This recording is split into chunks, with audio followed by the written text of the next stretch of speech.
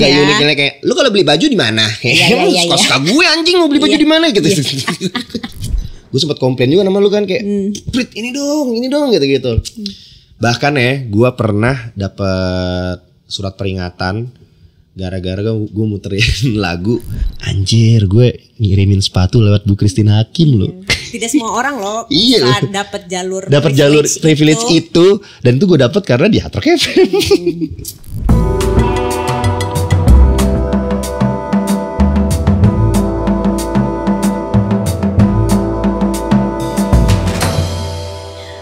Bob, berawal dari produser show di radio, abis itu lo podcaster, abis lo sekarang jadi musisi juga. Asik. Awal mulanya lo berarti karir pertama apa sih, produser show radio atau sih? Di dunia entertainment. Iya, di industri ini, di industri ini pertamanya gue mulainya dari produser radio. Dan orang yang bertanggung jawab banget sampai gue berada di kayak sekarang itu adalah satu orang teman kuliah gue. Di waktu gue zaman kuliah, gue sering nebeng dia nih. Nah jadi kalau gue berangkat, kebetulan rumah kita deketan, tapi nggak deket-deket amat. Tapi waktu itu dia doang yang punya motor. Motornya Supra, nggak pernah dicuci, kotor banget, bertahun-tahun nggak pernah cuci. Jadi dia akan ke rumah gue dulu, terus kita bareng-bareng ke kampus. Pulangnya juga udah kan, gitu terus bertahun-tahun. Lalu dia biasa lulus duluan, gue belum lulus. Nah pas dia lulus duluan, dia kerja di Hard Rock FM. Dikerja di Hard Rock FM sebagai produser pagi.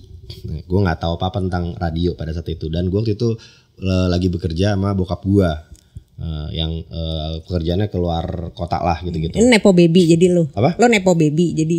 Iya. Semi. Cuman nggak sekaya itu. Jatuhnya kerja keras juga gitu. Habis itu total orang ini nelpon. Ciao, lu mau nggak jadi produser di Hard Rock FM radio? Hah?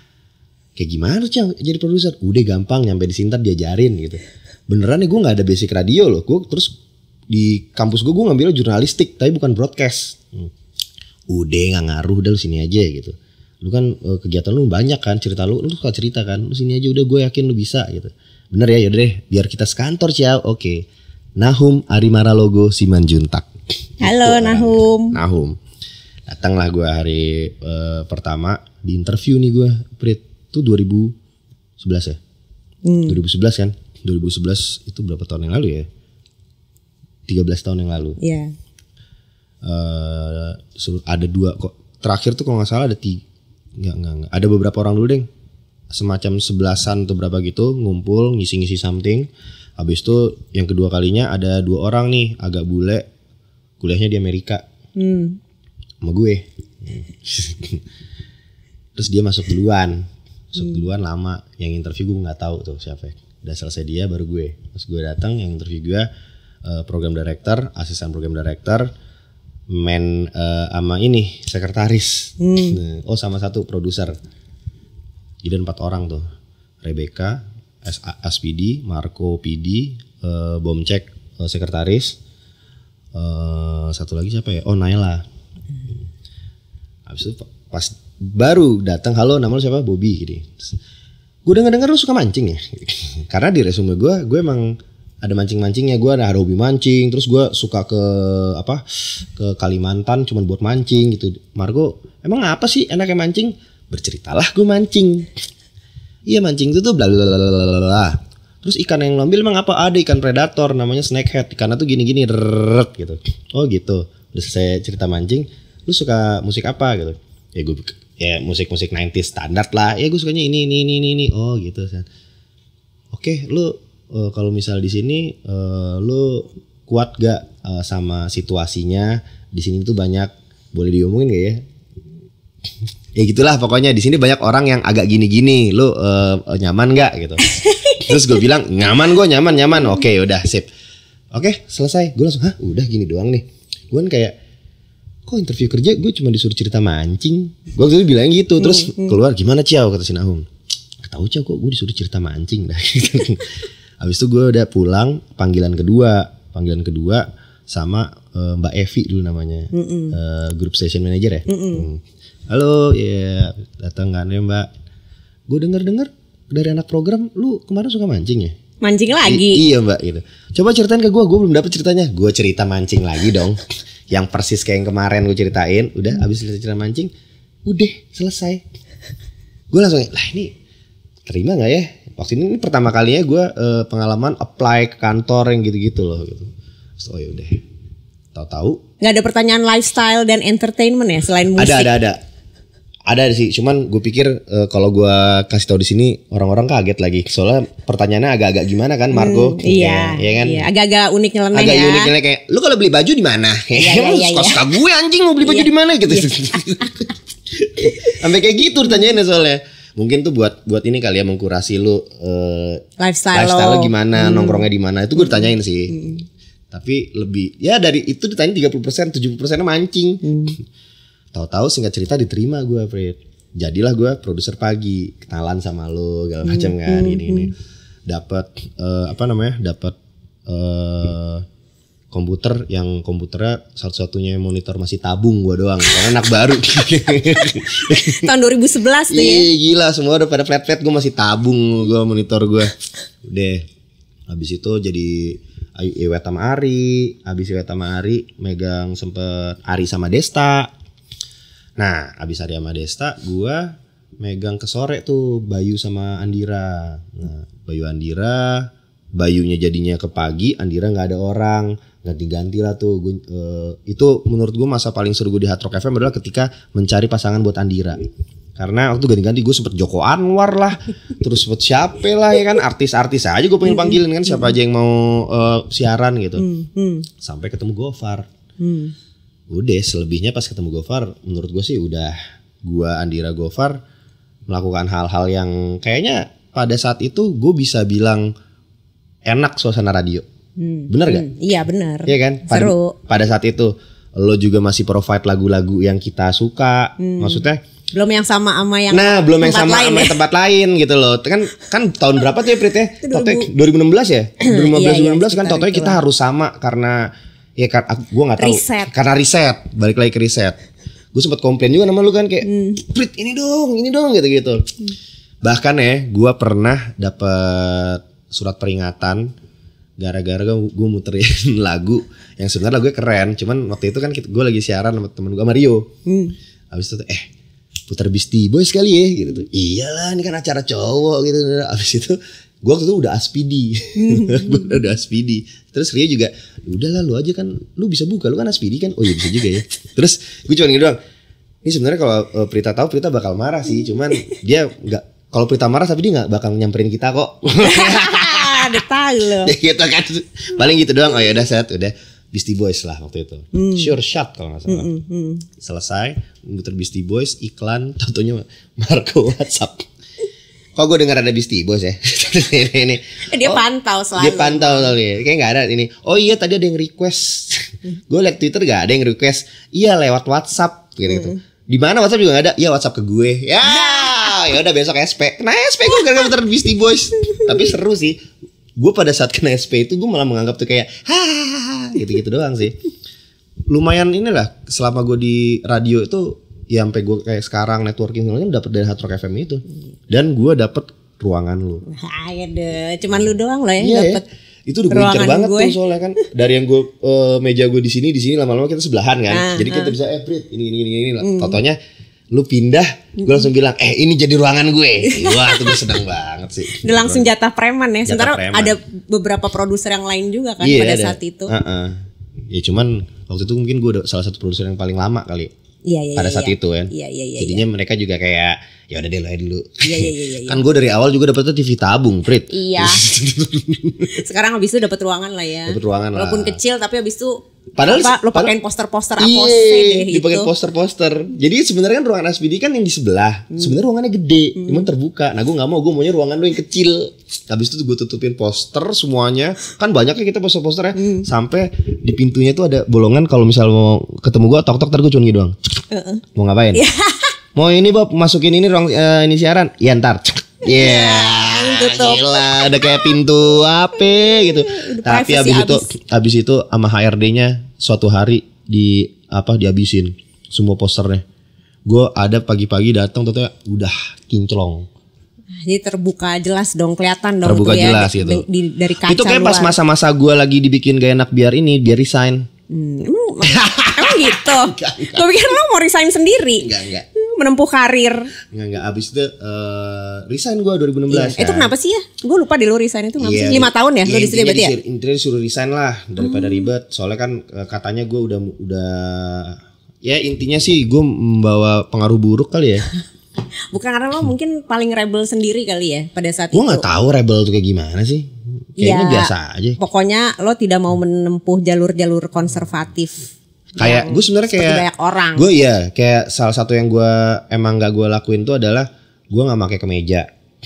Karena menurut gue secara logik kan kita berada di belakang layar dan gak bertemu klien. Jadi ngapain gue pakai kemeja gitu. Tapi pakai jaket atau outer gitu? Ya bawa juga pakai kan? jaket kan gitu. Terus ada peraturan batik. Oke, batik. Ya udah batik kan tahun diri kita taruh semua di kantor. Iya emang dalamnya tetap pakai kaos. Abis itu lama-lama gue nggak pakai kemeja. Lu juga nggak pakai kemeja gitu. Lu nggak pakai kemeja. Gue pakai outer. Pakai outer segala macam. Baru-baru ini aja kan lu pakai kemeja waktu itu yang apa? Yang flanel ya kan. Sebelum-sebelum kan enggak kaos-kaos aja kita kan.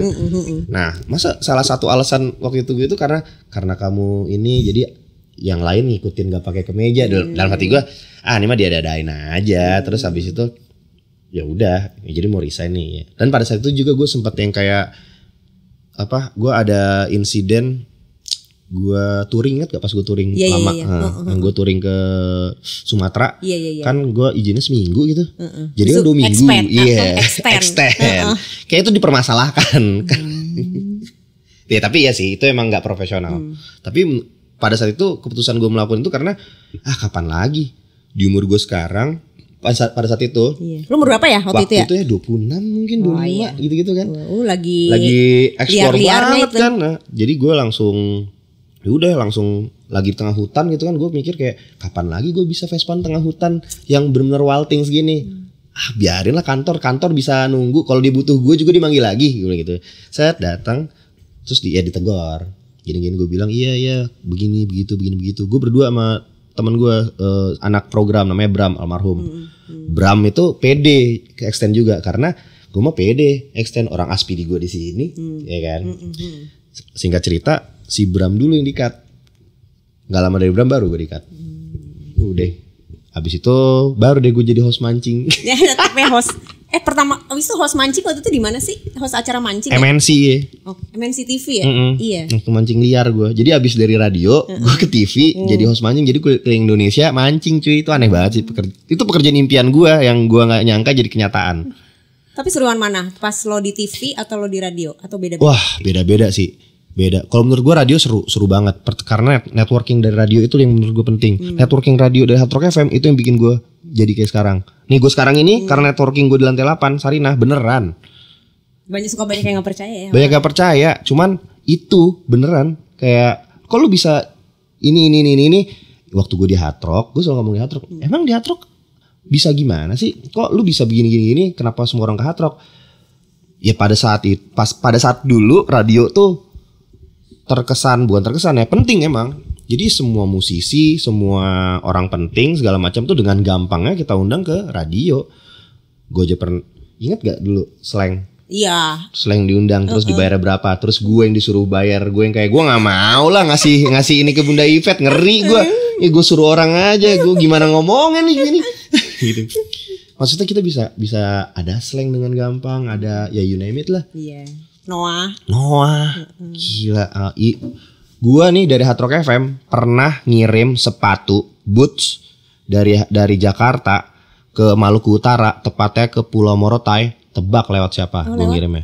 Lewat Ibu Christine Hakim. Terima kasih Ibu Christine Hakim. Keren gak? Gak pakai JNT, gak pakai apa, Ibu Christine Hakim. Gara-gara dia lagi datang, terus ngobrol-ngobrol. Aku tuh besok mau ke Morotai nih. Ibu mau ke Morotai? Iya. Wah, aku tuh sebenarnya punya teman di sana. Siapa? Namanya Muklis. Wah, aku ketemu dia besok itu. Oh iya, aku tuh pengen ngirim sepatu, tapi mahal banget ngirimnya. Iya emang. Ya udah, sepatunya ada kan ada. Besok kirim ke kantor aku di Ben Hill. Biar aku yang kirim sekalian gitu. Besok kan si Muklisnya telepon gue. Pak Bobby, terima kasih nih dari Bookmaker. Wah, seneng banget gue. Nih Ini gila sih, maksudnya dalam hati gue waktu itu gue mikir, anjir gue ngirimin sepatu lewat Bu Christine Hakim loh. Tidak semua orang loh Iya bisa loh. dapat jalur privilege itu. Dan itu gue dapet karena di Hard Rock FM. Terus habis gitu host mancing. Habis host mancing tuh lo berapa lama sih itu? Berapa tahun? Sampai 2019 lah. Sekitar 3 tahunan ya. Iya 3 tahunan. Terus habis itu ujung-ujungnya si podcast trio BKR yang awalnya bernama Boker. Itu apa tuh gimana? Jadi itu pertama itu sebenarnya Rio. Rio tuh pengen bikin podcast. Dia kepikiran mau bikin podcast katanya mau Molen. Tapi Molennya kan waktu itu masih sekolah di Singapura.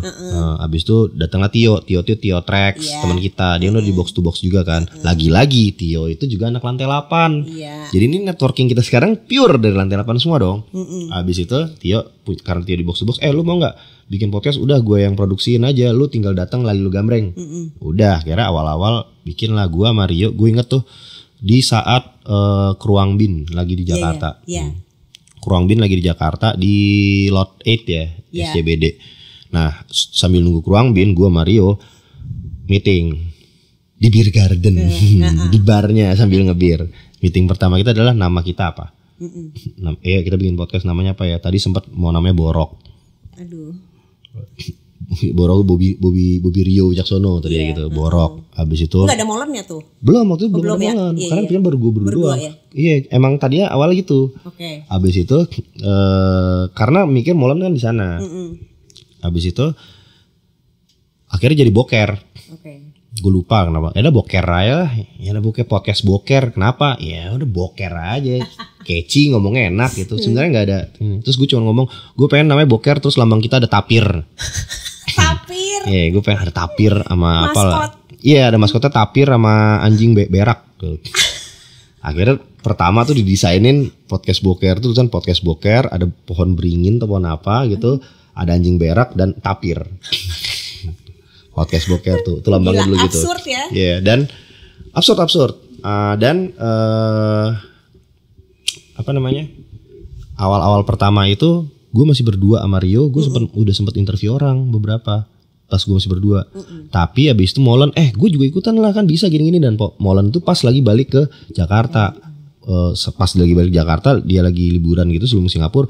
Ya udah kita geber aja semua episode. Maksudnya kita geber berapa episode mumpung dia di sini. Jadi sekali take bisa 3 episode gitu-gitu buat ini. Terus durasi satu episode tuh berapa? Dulu tuh masih bisa 45 menit, ada yang 55 menit gitu-gitu. Habis audio doang ya? Audio doang, karena kan kita emang podcast kan emang audio doang sebenarnya. Habis itu take-nya di Kuningan nih dekat sini. Udah berjalan, Molen balik ke Singapura. Tapi pas dibalik lagi kita ada tawaran nge-host Sondrenalin di Bali. Tapi ada syaratnya. Duit ada nih pas lihat, wih duitnya ada cuy, duit. Akhirnya kita ada duitnya nih, gini. Setelah berapa lama tuh ada duitnya?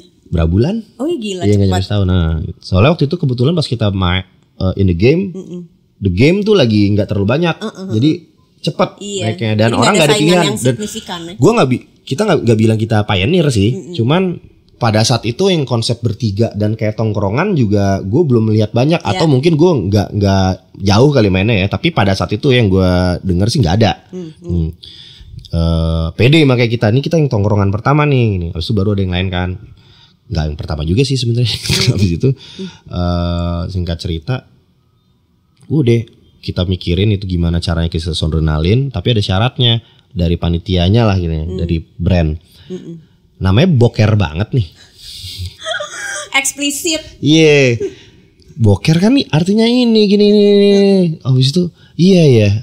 Gimana ya? Terus akhirnya kita ganti deh apa BKR. Udah segitu doang. Dari Boker ya udah BKR aja. BKR Brothers. That's it. Dari di Sondrenalin 2019 resmi jadi BKR Brothers. Gara-gara itu doang. Gara-gara. Terus apa namanya? Sekarang kan kalau gue lihat BKR tuh kayak kolaborasi sama komik Tai Lalat kayak gitu tuh gue suka banget tuh nontonin kalau di digitalnya gitu kan. Terus dengan ada karakter-karakter kalian bertiga kan, Bobby, Rio, Molen dibikin karakter-karakter gitu, terus ala-ala Tai Lalat gitu. Itu gue bisa ketawa, bisa gue ulang-ulang terus segala macam kayak gitu. Terus kayak Terus gimana sih awalnya akhirnya lo kok bisa kerja sama Tai Lalat tuh gimana Iya, sih? awalnya itu tuh sebenarnya kayak nggak salah 3 tahun lalu tuh kita udah pernah kerja sama awal. Jadi itu dari si Ote dan Putra. Nah, jadi dia tuh dari tim sana pernah bikinin animasi dari podcast kita, dari penggalan podcast kita. Jadi dari beat podcast kita yang taruh 2 menit gitu, dibikinin visualnya. Awalnya dibikinnya kita lagi di WC ngobrol bertiga. Nah, ternyata Ingat itu. terus orang-orang kok suka gitu tuh.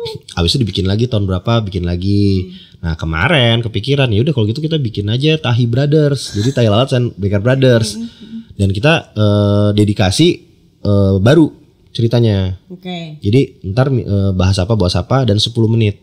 Maksimal 10 menit gitu. Ngebahasnya yang common aja lah. Udah kayak entah kerjaan, cinta gitu-gitu. Kalau untuk pembahasan sesuai tema aja lah gitu.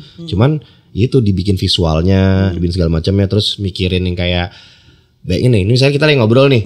Di sini ada cicak kawin nih di visualnya nih. Ini cicak kawin, di sini ada maling nengok gitu-gitu kan. Di visualnya gitu-gitu kan. Ya udah, terus tapi itu untuk mencapai sampai jadi ya. Wah, respect sih yang bikinnya. Itu gila, Prit, itu gambar dulu. Iya. Habis gambar, habis itu nyesuaiin sama audio yang ada dari kita. Jadi gue bikin audio dulu, terus digambar, habis digambar approval dulu, kasih lihat. Habis itu udah baru ntar udah jadi ada revisi lagi nih. Ini kayaknya ini. Jadi tidak Instan itu kan. untuk ngelihat itu. Makanya itu kan 10 menit, 9 menit. Wah, gue respect banget sih buat kawan-kawan semua yang nonton sampai habis. Soalnya jarang loh orang kalau misal nonton gitu lebih dari 3 menit 4 menit biasanya udah scroll lagi. Iya emang, tapi saking ketawa-ketawanya gue nontonin terus ntar gue ulang-ulang lagi. Iya, dan gue lihat di komen-komennya mereka rata-rata kayak wah gila, baru kali ini gue nonton 9 menit gak gue skip gitu-gitu. Ya itu mungkin karena kita ngomong aja sih. Kita ngobrol terus gitu. Iya loh itu. Dan BKR itu kan juga bukan ngelawak ya. Kita bukan podcast lucu. Iya, jadi kita juga bukan nggak ada tanggung jawab untuk harus melucu gitu loh. Jadi kalaupun nggak lucu ya emang tapi bukan membuat orang lucu. ketawa, nggak bermaksud melucu tapi Tidak membuat bermaksud orang ketawa.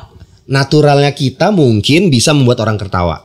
Gue bisa bilang gitu. Jadi kita tidak berusaha, tapi naturalnya kita mungkin membuat orang tertawa. Dan mungkin juga natural kita membuat orang tersinggung.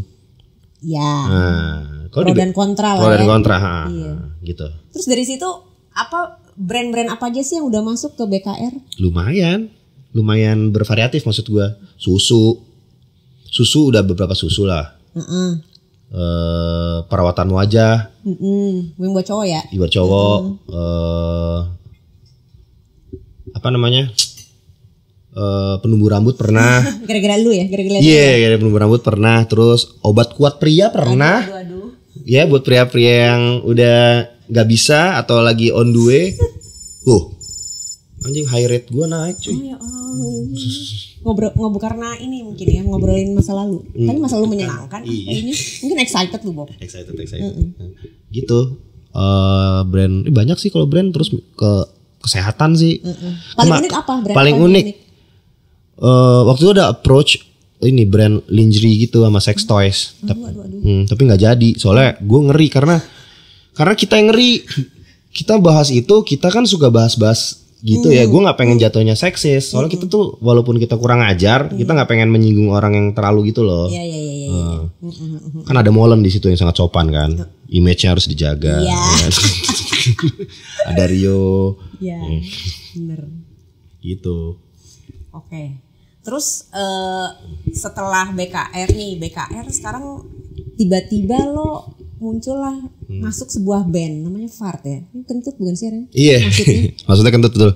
Siapa aja sih tuh di dalam situ? Itu juga itu baru tuh. Itu sebenarnya itu karena networking juga gue dapet di situ. Itu kan karena dunia networking ini luar biasa ya. Jadi nggak sengaja juga tuh Prit. Jadi gue lagi ada urusan di kantornya Ucup itu tuh, ini kantor Ucup tuh dua lantai. Lantai pertamanya kantor Ucup, lantai duanya itu tuh kantornya Lava Danila. Ya. Nah, gue tuh mau ketemu sama di atas. Pas selesai meeting, udah kelar, gue nongkrong dulu, nggak langsung pulang. Pas gue jalan di bawah, si Ucup tuh lagi teleponan sama Pandu. Jadi Ucup itu tuh udah jadi nih band. Jadi dia Ucup waktu itu gara-gara video klipnya Last Child sama Eno. Dia main di sana sebagai bass player sama drum Enonya. Ucup bilang, apa kita bikin band aja? Ayo bikin. Terus Ucup langsung ngajak Pandu lah. Pandu Morfem. Pandu oke. Jadi Eno, Pandu, Ucup. Terus mereka butuh satu gitaris lagi nih, siapa ya? Terus Ucup mikir. Pas gue lagi meeting itu, Ucup lagi meeting online gitu, gue lewat depan dia. Bob Chow aja nih. Dia gini, lah dia aja kali ya. Telepon Pandu. Duh, Bobby aja kali ya. Tadi ada Bobby nih, gue kepikiran Bobby aja kali ya, kata si itu. Terus Pandu jawabnya cuma gini doang lagi. Iya Bobby aja, gitarnya banyak. Bukan skillnya. Cuman karena koleksi gitarnya banyak.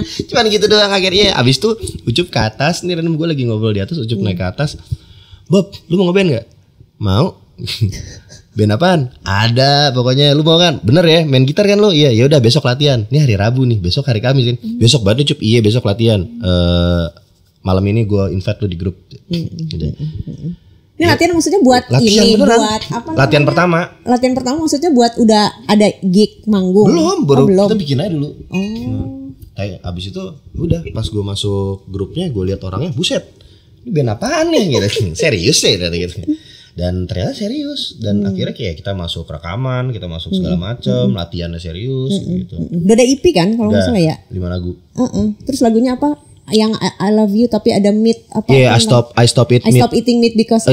I stop eat meat for you, but it's alright. Oh iya. Tapi itu tidak terjadi dong di lo, kan lo masih carnivore kan? Iya, itu lagunya si Pandu itu. Oke, itu gue liat streamnya paling banyak tuh. Iya, soalnya itu yang pertama kayak dapat exposure dari media-media juga bagus deh. Tapi yang berikutnya exposure nggak dapet. Jadi cuma pas pertama doang. Jadi yang timpang banget yang di atas sama yang di bawah. Gimana ya? Gimana Prit? Kalau di industri musik tuh harus gimana tuh Prit? Gue harus bikin press release kah? Apa gimana deh? Enggak, intinya sih networking aja. Kan udah main tuh di Pesta Pora. Abis itu kan semua mata udah mulai memandang setelah itu ya kan. Amin. Tapi itu manggung pertama kali di mana sih? Gue manggung pertama kali di Makmur Bahagia. Oke. Di itu tuh di Kemang. Kemang Raya ya? Di situ rame sih. Iya. Rame banget full. Itu komunitas. Karena pengen nonton Johnson sama ini sama Johnson sama Dongker. Kita di tengah-tengahnya. Jadi lo nggak opening lah ya? Enggak. Jadi Dongker dulu rusuh, habis itu Fart. Pas Fart rame juga, cuman nggak ada lagu jadi lah rame, cuman ini apa sih? Cuman ada Eno. Ada Bang Pandu nih gini. Ini botak siapa lagi? Pasti gitu kan. Habis itu kedua di WTF. Di WTF. Abis di WTF kita sempat di Rossi, terus itu Pesta Pora. Ntar kita mau ke ini sih, mau kayaknya bulan depan insya Allah kita akan mulai keluar Jakarta. Oh gila. Tapi itu tour atau apa? Kita mau bikin tour rencananya sama beberapa band. Sama beberapa band, siapa aja tuh? Jadi nggak kita sendiri. Iya. Siapa aja rencananya? Dewa sama Noah lah. Si sama banget genrenya sama lo ya. Dewa, Noah sama Dul Sumbang. Iya. Karena kita main bawain lagu Ai. Tapi bedanya skena musik indie zaman dulu waktu lo masih kuliah sama sekarang bedanya apa sih Bob? Gue sih merasa jauh banget. Kalau gue waktu gue kuliah gue penikmat sih Prit. Iya. Siapa aja tuh zaman itu? Oh pada saat itu kebetulan yang gue suka sampai sekarang akhirnya malah jadi teman kita semua. Gue ini juga agak aneh sih ketika gue kuliah, ketika gue SMA, gue kuliah, mereka adalah dan sekarang gue jadi teman kan. Itu ternyata gak enak ya, gue mendingan jadi penggemar fans deh. Iya. Kayak gue gini deh. Gue waktu SMA suka banget Seringai. Parah. Sekarang gue temenan sama Aryan. Jadinya kan enggak, maksudnya gue kalau mereka live gue juga tetap suka, cuman ada vibe yang anjing gue pengennya lu tetap idola gue lagi gitu loh. Pengennya tetapnya ya gue kenalnya high and by aja, nggak usah kenal temenan main hangout bareng gitu ya. Cuman seru juga ya hangout bareng. Akhirnya malah jadi kerja bareng gue kan. Iya. Emang. Jadi kerja bareng kayak gitu-gitu maksudnya. Dan itu semua dari Hard Rock FM juga tuh, gue kenal semua orang-orang itu. Setuju sih. Setuju. Terus apa namanya, tampilan lo kan ini kalau orang nggak kenal ya, lo tuh preman banget lo, sangar banget. Cuman nih orang nggak akan nyangka kalau salah satu lagu favorit lo gue inget adalah Whitney Houston, I Have Nothing. Itu orang nggak bakal tahu ya. I Have Nothing. Tapi itu sama satu lagi inget gak apa? Mariah Carey. Sama satu lagi Joy McIntyre. Oh iya, Stay the Same. Ya, kapan sih lo pertama kali denger dua lagu itu? Terus apa sih yang bikin lo suka? Kecil umur berapa? Nih gue inget banget nih ya, di ingatan gue nonton Joey McIntyre itu di MTV yang iklan MTV-nya masih Nokia 3210. Oh ya Allah, zaman jebot. Itu Joey McIntyre tuh yang dia video klipnya ada wah di jalan tol. Nah, terus ada kayak penyanyi gereja gitu. Nah gitu. Kalau Whitney Houston mah udah dari dulu. Dari gue suka Whitney Houston dari zaman ini yang sama Kevin Costner, Bodyguard. Zaman itu lu nonton lah tuh ya, nonton film di kecil. Sebenarnya gue nggak boleh nonton itu. Gue ingat kok waktu itu gue gak boleh nonton itu, cuman pas gak ada gue tonton pakai video gitu beta. Oh ya Tuhan. Pakai beta. Gue ingat banget. Gue punyanya tuh ya, iya si Kevin Costner itu Bodyguard, Speed, sama satu lagi Ronin. Oh Ronin, iya. Ronin tahu kan? Tahu. Ronin yang Robert De Niro. Tahu. Beta cam. Gila, video beta. Bahkan beta. Sebelum VHS loh ya. Iya. Kalau misalnya mati lampu nggak bisa diinin. Oh sedih. Udah paling. Ini menurut gue nih Betacam itu adalah peralatan yang agak useless, bukan useless sih, agak kurang lengkap. Karena untuk ngembalikin videonya kita butuh device satu lagi. Iya emang. Ya kan untuk ngeriwindnya. Iya, dia nggak bisa ngeriwind. Jadi pas kita tadi kayak gimana ya? Kita mesti keluarin lagi jeglek, terus nih ada device lagi di sini jeglek. Iya. Jeglek masukin lagi. Aduh. Bener. Gitu. Beda sama VHS ya. Kalau VHS kan udah jadi satu di dalamnya ya, bisa rewind forward. Soalnya kan dia kan kalau VHS 2 kan ininya kan, bisa gini kan. Kalau beta 1 kan. Iya. Terus kalau sekarang penyanyi pop mainstream cewek yang lu suka siapa? Kan lu Whitney Houston nih. Kalau yang era sekarang gue Danila tetap Indonesia ya. Indonesia. Oh kalau yang luar negeri maksudnya? Iya, Indonesia Danila. Indonesia gue Danila sama boleh 2 nggak? Boleh dong. Banyak juga boleh. Danila sama ini nih. Aduh, Mama Ute. Oh gila, itu legendary. Kemarin gue ngeliat dia nyanyi di kawinan. Ngeliat dari deket gitu, gila effortless banget ya. Gitunya gue kayak keren banget. Power masih sama dong ya, seperti terus itu nyanyi amburadul di wedding loh ya. Di wedding lagi, keren banget ya. Iya keren banget. Pikiran orang mau nyanyi belet-belet lagu-lagu cinta apa, atau amburadul sih tuh ya pecah sih. Pecah. Kalau Danila gue suka banget, suaranya tuh bikin lemes. Lemes tuh gimana maksudnya? Kayak relax atau sih? Iya, bikin kayak lo bisa dengerin sambil soothing. Gitu. Oke. Kalau yang luar negerinya? Cewek ya? Gue gak terlalu dengerin lagi kalau luar negeri cewek penyanyi lagi kan? Gak dengerin lagi gue. Ya, berarti Indonesia ya? Indonesia aja. Kalau cewek Indonesia itu. Kalau luar gue gak tahu lagi Prit kalau nanya luar nyanyi cewek sekarang yang harus gue denger siapa. Gak tahu. Jadi kalau sekarang menurut lo di era yang sekarang ini lebih penting mana sih? Network atau skill? Network. Kenapa? Karena skill itu kan bisa dicari ya dan bisa dipelajarin ya. Tapi network tuh penting banget ketika lu kadang lu nggak punya skill tapi lu punya network lu bisa lo melakukan semuanya. Ya nggak sih? Kayak gue aja, gue juga kaget tiba-tiba jadi musisi kan. Akhirnya untungnya gue punya teman-teman yang emang udah di industri musik ini secara profesional udah lama. Jadi gue bisa nanya mereka. Balik lagi, itu privilege gue karena kenal mereka kan. Kalau misalnya gue bukan siapa-siapa dengan mereka, sulit juga dong gue. Benar. Gue bisa kenal mereka apa? Networking. Benar. Networking sih is the key. Is the key. Satu lagi nih. Gue tuh pengen tahu sih, kalau menurut lu ya, kenapa sih banyak orang menganggap skena Jaksel tuh keren banget? Padahal menurut kita, ya dari zaman dulu sampai sekarang kan daerah Jakarta Selatan itu emang udah ada aja. Entertainment yang terjadi di situ juga udah ada dari zaman dulu. Ya emang kita pada ke situ. Cuman sekarang kenapa kayak diagung-agungkan gitu sih? Kayak semua orang yang dari luar Jakarta juga pada akhirnya pengen harus ke situ. Karena ya gue nggak tahu mungkin karena FOMO atau karena apa. Tapi kenapa sih mereka tuh bisa menganggap skena Jaksel itu keren banget? Gue juga kurang tahu sih jujur ya. Cuman gue melihat di beberapa daerah luar Jakarta yang ketika gue lagi di sana cara berpakaian mereka itu emang Jaksel. Kayak maksudnya kayak apa sih cara pakaian Jaksel? Pakaian Jaksel gimana ya? Kayak gue nggak bisa ngungkapinnya lagi. Cuman ya sepatu Salomon, ya, pakai sepatu trekking tapi nggak dipakai trekking. Habis itu brand outdoor tapi nggak outdoor, brand outdoor tapi ini, ya kan? Pakai brand outdoor yang heavy duty banget ini, yang bisa ratusan tahun atau puluhan tahun lu pakai, cuman dipakainya ya buat gaya gitu loh. Dan sampai ada yang bela-belain nge-thrifting untuk dapetin merek tertentu. Oh, ya ampun. Ada yang kayak gitu. Jadi ya ada image yang dibuat dari anak-anak Jaksel mungkin di Instagram mereka atau di sosial media mereka yang bikin trigger orang-orang di luar Jakarta mikir kayak wow ini this is the new thing, cool thing misalnya gitu kan. Jadinya mereka ya mencontoh. Terus terkadang gue ngeliat di luar daerah ada yang ngomongnya gue lo juga, padahal kayaknya nggak mesti gue lo gitu loh. Gue pernah Kalimantan deh. Kan aneh ya gitu. Terus pakaian mereka benar-benar kayak lu ke anak-anak di Kerapela atau di Duck Down udah kayak gitu. Dan mereka kalau ke Jakarta ke Duck Down, ke Kerapela. Jadi ada yang kayak gitu juga. Karena gue ada beberapa temen yang rumahnya yang di Sumatera dan di Kalimantan, Sulawesi. Teman-teman gue sana. Kalau misalnya mereka ke Jakarta, mereka mainnya akan ke Duck Down itu, ke Brooklyn, kayak wilayah Jakarta Selatan lah gitu. Dan mereka kan balik lagi ke daerahnya lagi dengan membawa kultur itu. Dan itu kayaknya bakal spread. Itu analisa gembel gue ya. Kayaknya gitu deh. Padahal kalau menurut gue skena Jakarta Selatan nggak ada yang berubah sih dari dulu gitu-gitu aja. Iya emang. Kebanyakan pretentious tau.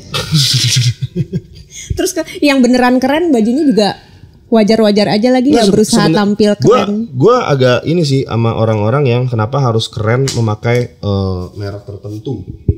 Karena keren itu kan nggak mesti dari brandnya. Kalau misalnya dari image diri lu udah keren, lu pakai apa juga nggak apa-apa lagi. Gini deh, Dua Lipa terkenal gitu tuh. Dua Lipa ke Cina beli fans palsu, dipakai, gak kelihatan kan fans palsu. Satu dunia bakal nyangka nggak dia pakai fans palsu? Iya tentu tidak. Itu dia standar ganda lagi kan. Ketika orang lihat gimana-gimananya, jadi ya gitu deh.